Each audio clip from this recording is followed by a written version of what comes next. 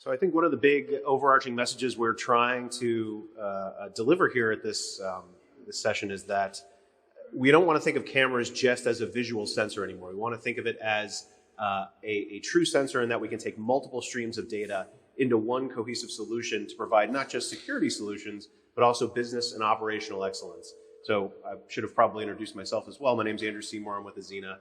We're actually a platform living within Bosch hardware that allows you to pair third-party analytics to solve complex problems. But one thing we're increasingly hearing from customers is, hey, can you add an audio component to your solutions to flesh out this overall solution? And that's what my colleagues here are going to talk about with you today. So I'd like to introduce Dr.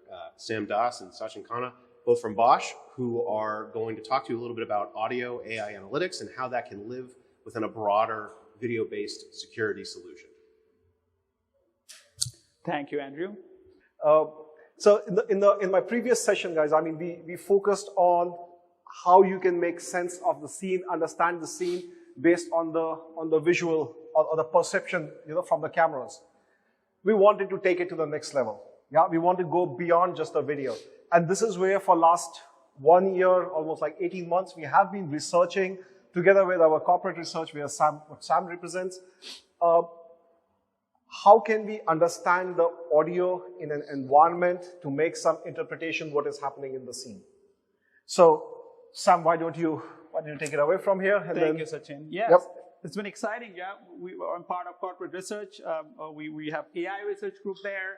Audio AI being one of the focus topics. So let's talk about our technology, what we call sound, seeing with sound, if you will. How audio AI could add a new dimension to your video analytics capability. Now, when you talk about audio AI, let's get some nomenclature correct, right? So, of course, there's one type of sound that is very well analyzed by AI. It's a poster child of AI success, which is called speech recognition. We do not, in our research, we are not looking at speech or voice recognition. That has been done, and a lot of consumer products are already out there that does voice recognition, machine translation, and so forth. We are interested in all other kinds of sounds in the world. Any physical event, any physical phenomenon would generate some sort of sound, whether you hear it or not. Some of them are audible, some of them are low frequency sound like infrasonic, some of them are high frequency like ultrasound. So with our AI capability, we want to perceive what we call perceive the sound of things and events, like, have a much more perceptual understanding of your visual field or your surroundings, right? Think about loud bangs, gunshot, glass break sound, any physical phenomenon. Of course, here we are talking about phenomenon which will be relevant for physical security to add benefit to our customers, right? And that's what we're going to talk about today. As I mentioned, like our target events are glass break, gunshot, anomaly detection per se, like suspicious sound, the gut feeling that this sound doesn't sound right, and alarm sound recognition capabilities, right? And you can already tell from your experiences that these are pretty relevant or valuable thing to have in a sensing device, of course, like a camera. Now, as I already alluded to the fact that we already have from Bosch, as Sachin talked about, state-of-the-art video analytics capability with AI, deep learning, and so forth, which gives you a visual scene understanding capability, like what sort of objects are there, what are the trajectories. But you can also imagine, as humans, we just don't see, we also listen, obviously, right? And having this audio perception-based augmentation of situational awareness, be it a parking lot scene over here, I see a car alarm goes on, or a gunshot or other loud explosion happen, having this perception capability suddenly adds a lot more, again, situational awareness to be able to act quickly, right? And to be able to also predict what's going to happen next. So having that acoustic analysis dimension is absolutely important. And it doesn't take a leap of imagination after video analytics what additional perception capability you'd like to add in a system like that, right? And that's, of course, our acoustic understanding as everyday experiences tell us. Now, we have to now focus on what sort of audio events matters. And I don't have to make a pitch here to say that one of the target physical security related audio event that you want to detect is gunshot. Think about immediately recognizing a gunshot sound, no matter what sort of gun it is, reliably. Don't make a lot of false alarms, right, required. And then triggering automated lockdown and so forth, and probably saving lives. or triggering a law enforcement response. So pushing the science forward to make sure we do it very well is the key. That's where corporate research comes in. As you'll tell today that, well, it's no wonder if you're using deep learning or advanced audio AI capability for solving this problem. Data is obviously the key, and I'm going to talk about that. But it's not just data science. A lot goes into designing the system reliably, the physics of it, right? How gunshots occurs. What is the telltale sign of a gunshot versus other probably potential false alarm events? And that's where a lot of this research goes into. And we have to work hand in hand, not just design algorithm, but hand in hand with our business and our customers to really understand the problems on the field and make them reliable, right?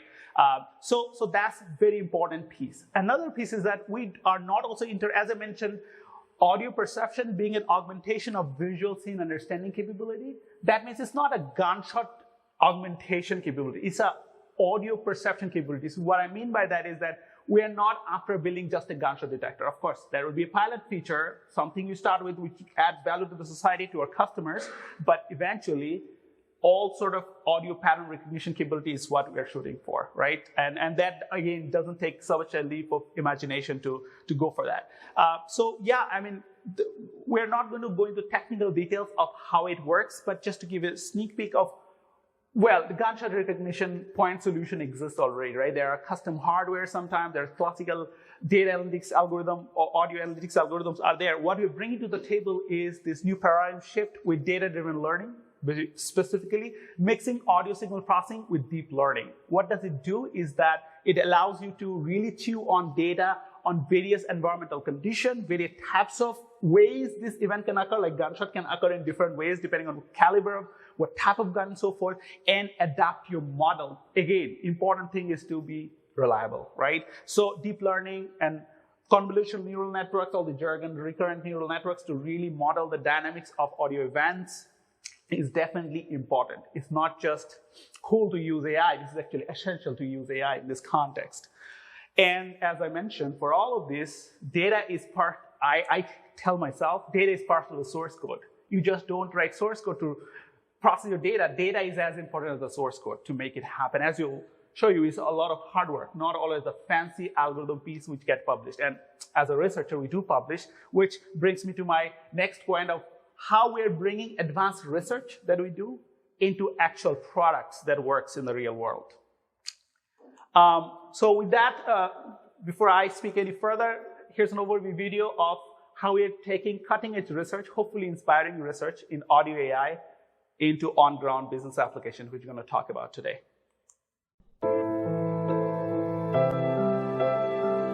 The sky is the limit. Technology is the new frontier, and its contribution to the safety and well-being of mankind is changing every aspect of our life. SoundC Audio AI is an example of this cutting-edge technology developed by Bosch Research to monitor critical systems and infrastructure aboard the International Space Station. With little margin for error, this monitoring device analyzes sound patterns and can alert scientists and astronauts before a potential malfunction occurs, thereby improving station operations and ensuring crew safety. Bosch Research and Business divisions have joined forces to also bring this technology to Earth. The Building Technologies business unit has harnessed SoundC to perform gunshot detection on their security cameras, improving situational awareness and allowing law enforcement to react quickly to save lives. SoundC Audio AI is also being co-developed with Bosch Powertrain Solutions to enable the noise and traffic data module for automotive and traffic sound analytics. In addition, Bosch researchers are investigating early detection of respiratory diseases and other lung health disorders, like pediatric asthma, using this advanced technology. Bosch SoundC Audio AI systems are developing vital technologies and products that will save millions of lives on Earth and beyond. So, well, that's an overview of what we've been up to recently, and I'm going to talk more about the business application side of things. But here's a device that recently returned from the International Space Station after spending more than 1,000 days in orbit. 16,000 Earth orbits and more than 680,000 kilometers. That's more than the distance of Jupiter if you're counting. And what does it do? It is meant to talk about infrastructure monitoring. ISS, $150 billion, most complicated infrastructure that's out there ever. We are basically doing acoustic monitoring of the critical system infrastructure aboard the space station. Well, it's a research project where we're building novel capability to perceive suspicious sound and alert the astronauts, look for sounds of specific malfunctions like leaks, for example, compressed air leaks or other type of things, which you can already imagine that has a lot of ground application. But behind all this is our cutting edge research to enable audio AI, bring audio into reality, and then take this technology and really deploy in actual products. And that's what we're going to talk about today. So just to give you another sneak peek, so our advanced research capability, where this is our audio AI research lab, where we perform all this acoustic sensing, what we call acoustic imaging, like looking at the infrastructure via audio cues. That's why the name Soundsy. And we did these experiments actually. So we have a ground control, it's a mission control that we have for our International Space Station project directly from Pittsburgh Research Center. And we performed for the first time acoustic imaging experiment for leak detection aboard the space station last summer. And we actually published this work with NASA. So we're very excited about it, but now what it has to do with gunshot recognition and all of the physical security capabilities. That's what I'm going to talk about now, right? Because advanced research matters, right? Of course, as a researcher, we do publish papers, right? As opposed to a lot of our competitors where you might end up getting a white paper here or there, we have a long history of doing fundamental research in audio recognition, right? Where we bring in a lot of capabilities, that is ideas from computer vision and speech recognition, and apply it to audio pattern recognition. So we had a paper published, which is one of the first time where we demonstrated you can learn filtering time frequency features from raw audio using a one-dimensional convolutional network. And that work has been cited over 300 times across the world, right? That is the core where you started, like research ideas. But then over the years, working with our business division, such as team, we have now not only have matured the technology, right? The state-of-the-art audio AI capability that was introduced in the research community for the first time into actually functioning audio recognition capability for gunshot recognition. And then it does not just, there are two components to what I'm trying to say. This is the algorithm piece where you have to really understand how do you make a robust gunshot detector, right? For that, your algorithm has to be sophisticated enough to understand the different nuances of how gunshot can happen in different environments, different ways, different calibers, different types of guns, to be able to do what we call data augmentation, to really mimic those scenarios, right? It might occur in different environments, like different geometries of room, where you have different echo reverberation characteristics. It might happen indoor, outdoors, wind situations, all those different physical elements that you have to cater about. You have to really integrate what you call physics-aware data augmentation, right? To be able to allow the neural network to see all these variabilities. At the same time, you have to really need to learn to extract those salient frequency components that defines a gunshot versus different from a glass break versus an alarm, so to speak, right? So all those things, I'm not going to go into technical details, all of those are now integrated in the camera. And it is operating already, and I'm going to talk about what performances we have, where we tested it, how we developed it. So, like I said, it's not always about the algorithm. Of course, the state-of-the-art algorithm definitely helps, but it may not allow you to build the most robust gunshot recognition capability or any sort of audio AI or AI capability for that matter, as you know.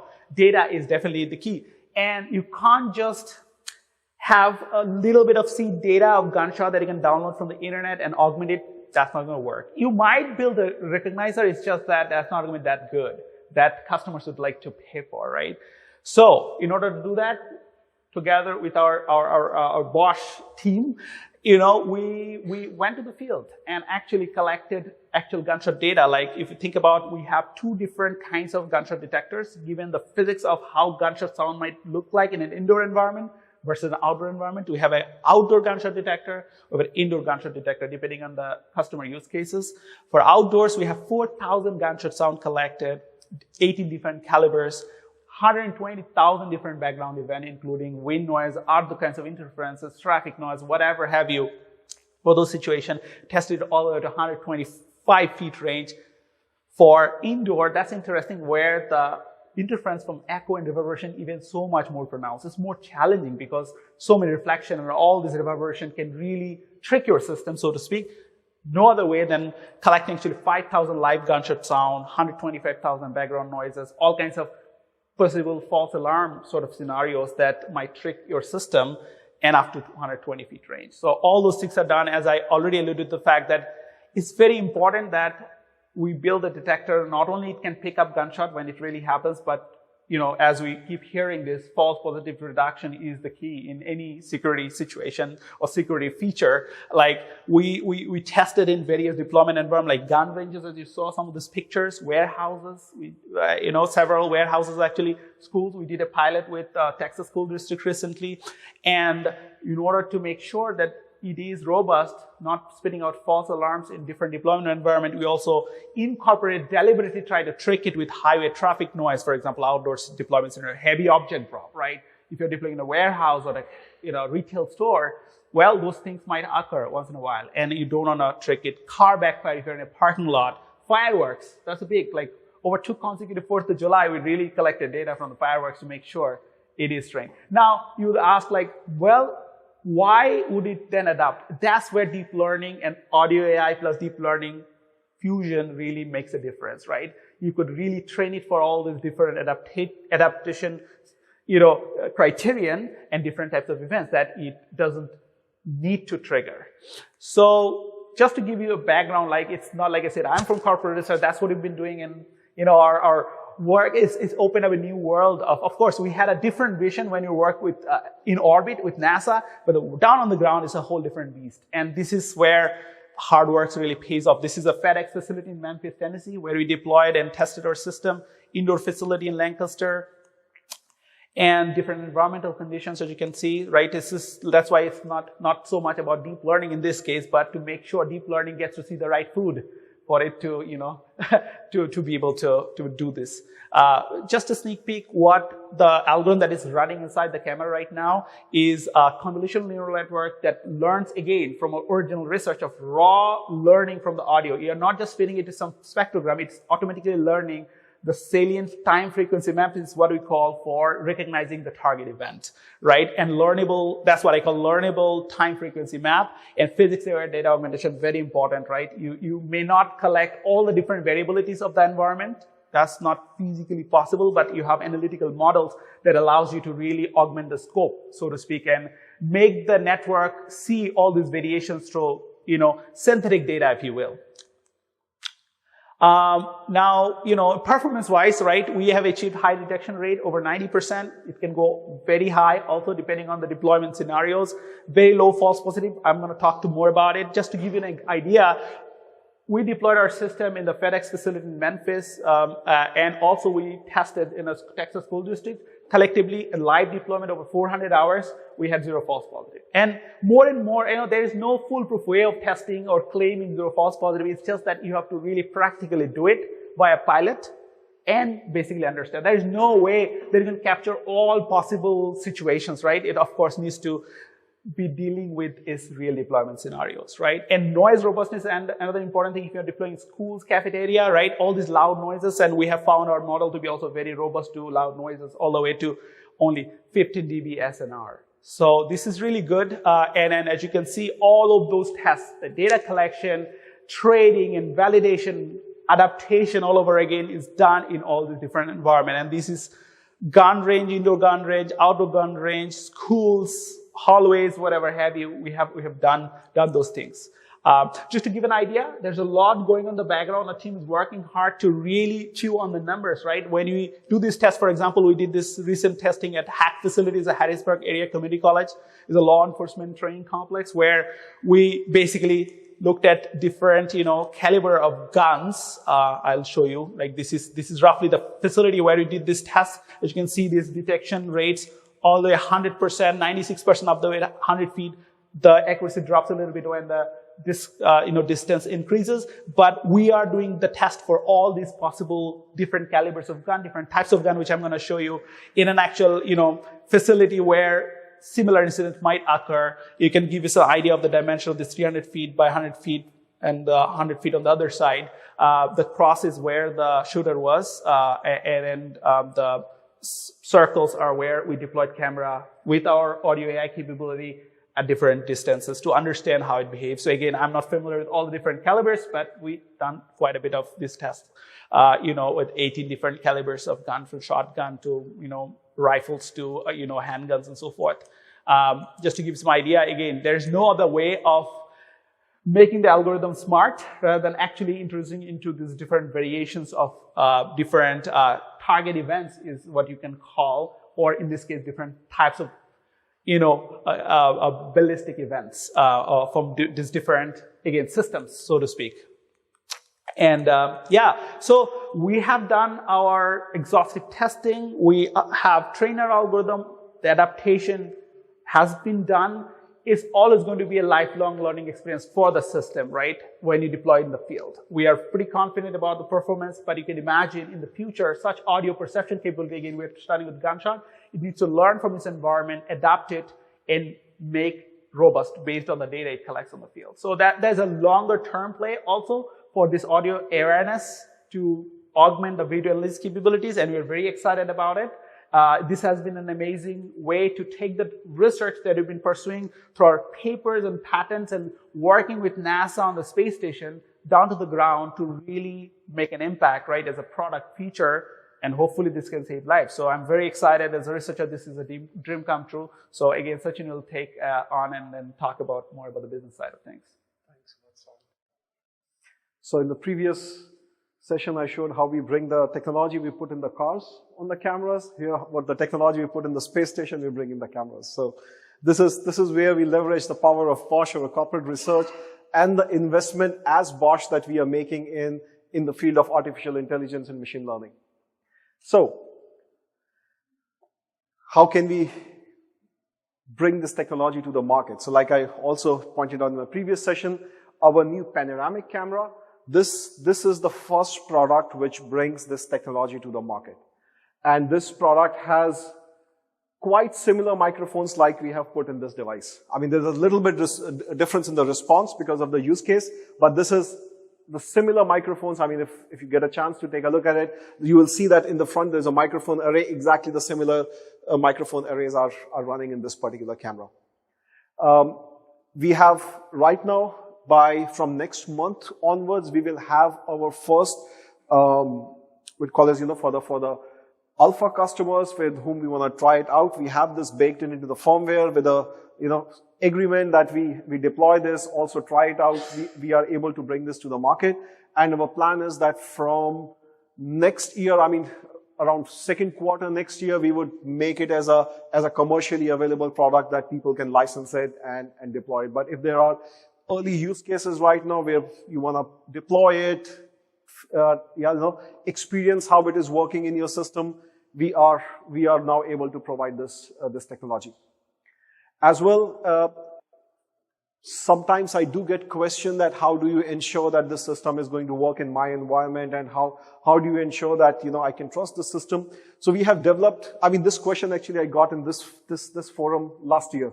So I was discussing with Sam, right? We need to find an answer. How can we give trust to our customers without actually going through the actual gunshot events in the building?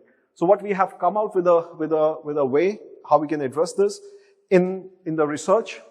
We can run this model, of course, on the camera, and we have a lot of gunshot sounds that Sam already showed you. We can come to your facility, capture your normal sound environment, how the normal sounds are, and then we have the capabilities that we can take the background sounds or the normal sounds, how's the building, take the gunshot sounds, blend them together, create a audio file, a synthetic audio file of the gunshot event, how it might be, if an event happens, how it will sound in your building, run it through the camera, through the model running in the camera, because we want to run it in the actual hardware, and see the performance. And if there's a need to improve, basically, then based on the data or the sound that we collect from the environment, we can tune these models to basically give a high confidence or high confidence detection in your environment as well. We have done a similar experiment actually with one of the schools, where we tried this thing out, and then we realized that with the kind of the carpet they had and the ceilings, there was a certain sound absorption, which was in the environment, which was confusing our model. So we quickly, captured some sound from their environment and then blended in our model. And then now our model is more robust to even environments like this, where you have a lot of carpet and false ceiling and, which normally act as sound absorbent. So if there are environments you want to test it, we can collaboratively work on a strategy that how we can try it out, test it out for your environment without going through the actual gunshot events. So this particular product is already commercially available now, and then if there are projects, we can enable this as a license so that we can test it out in your environment. This is a video, again, which this is a demo page from the camera. I also wanted to show how this is working in the camera now. So here what we have is, this is the page, the development page that we have created in the camera, and then you can also, play some gunshot events which are preloaded in the camera, right? They are preloaded. Yeah. So whenever you have an event, now you just hear this sound. And then when you have a high confidence, you see. So here we are selecting different sounds. And this small pointer, this tries to give you the direction from where the sound was coming.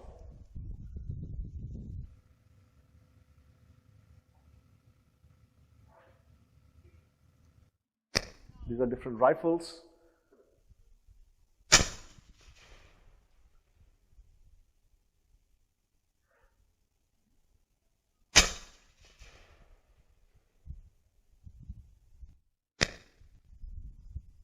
These are shotguns.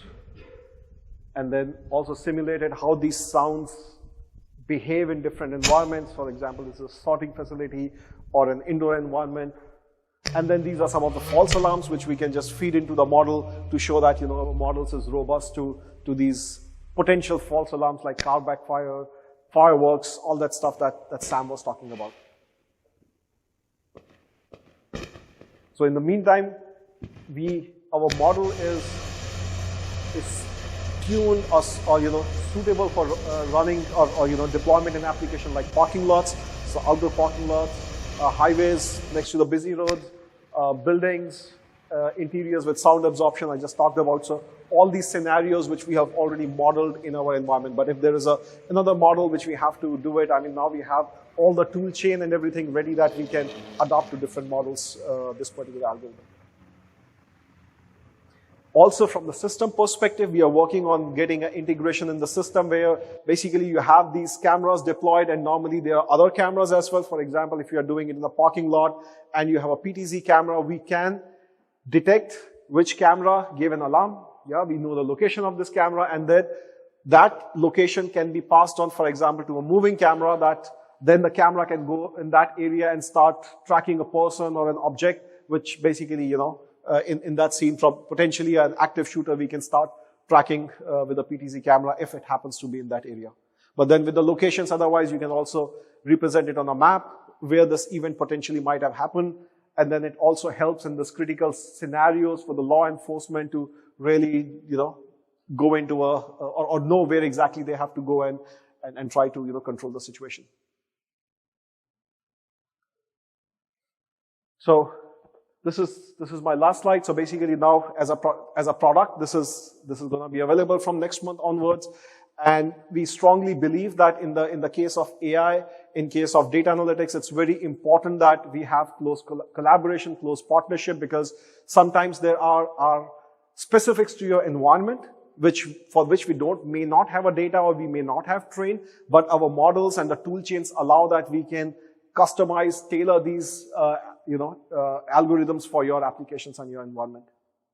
We are open for any Q&A. Please. Are you using one microphone or three?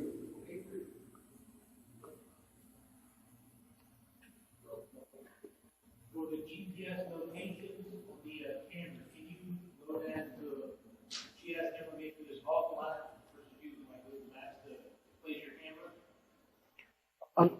Vehicle tracking of speed. Yeah. So if you're on the closed network, you load in your GPS information and place your cameras on there. Can you still use that same analytic?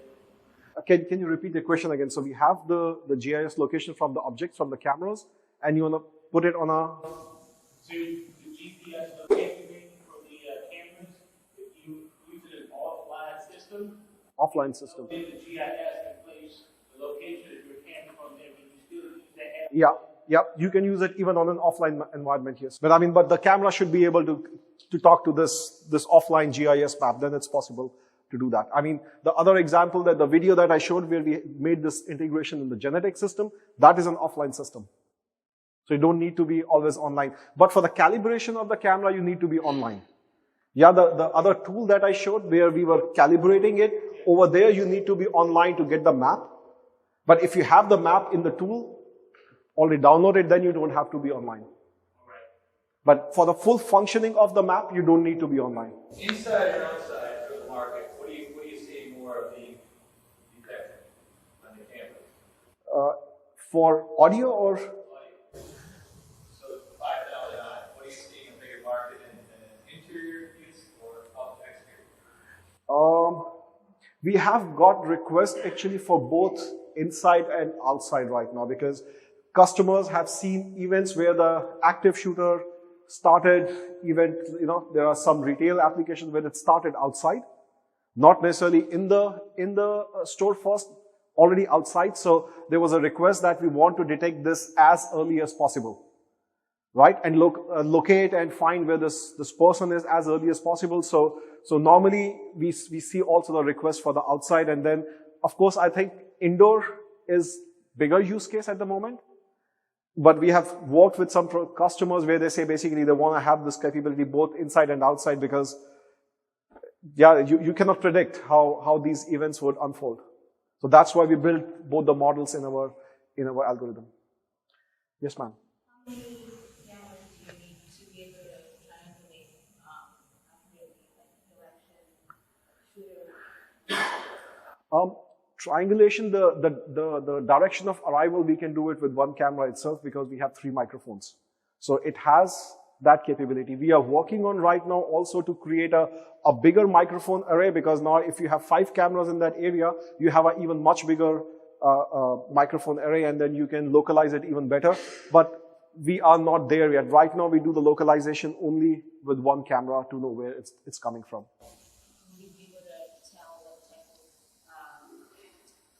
We don't output internally. Internally, we have that, but we don't output that model right now. I don't know, Sam, what? No, not yet. Not yet. We haven't, in our data sets, we haven't labeled different gunshots with different type of guns. We haven't done that. Yeah. But we know that if there is a gunshot from any, or the bullet fired from any of these weapons, we can tell that this is a gunshot. But we didn't want to label each with what kind of weapon or what kind of ammunition was used. That we haven't done. One general purpose model for all these events at this time. Well then, thanks a lot for your time. We are still around. Both of us are still around. If you have any questions during the break or later on, please let us know. We'll be very, very happy to discuss more with you on this topic. So, thank you everyone. Thank you very much.